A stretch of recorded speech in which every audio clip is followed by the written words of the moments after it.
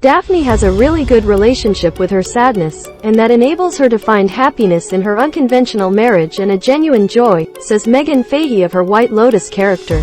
She was photographed October 17 at PMC Studios in Los Angeles. In the opening scene of the White Lotus second season, Meghann Fahy sits on a beach chair in Taormina, Sicily. She's wearing a yellow one-piece with a coordinating Louis Vuitton bag nearby, and radiates an end-of-luxury vacation glow. Italy's just so romantic. You're gonna die, her character, Daphne Babcock, tells two fellow resort guests before getting up to stroll into the Ionian Sea. As we watch her take one last idyllic swim, she bumps into a floating dead body. Fahy's Daphne is a stay-at-home mother married to financier Cameron, played by Theo James, who has a wandering eye and questionable politics.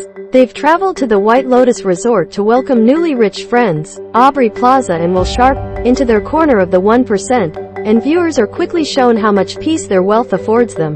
Daphne has no anxieties, no shame over not reading the news, can't even remember if she votes. In The White Lotus, which returned to HBO on October 30th, Fahy is a stealth scene stealer.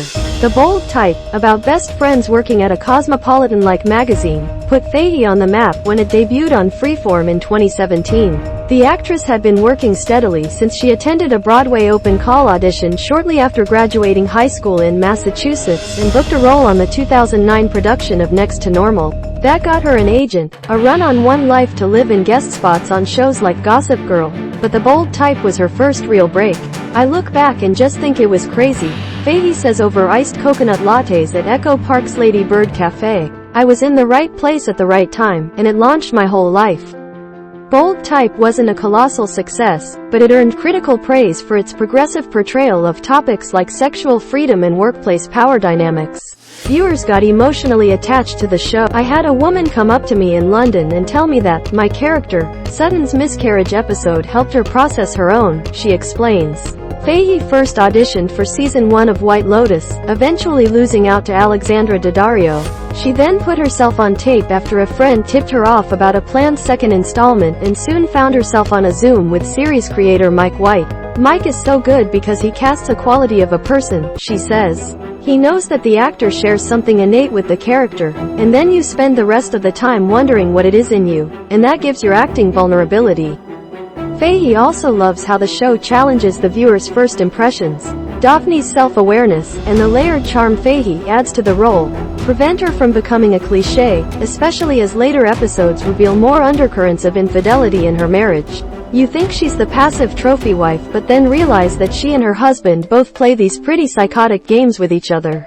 From left, Aubrey Plaza, Sharpe, Theo James and Fahy in the first episode of Season 2 of The White Lotus.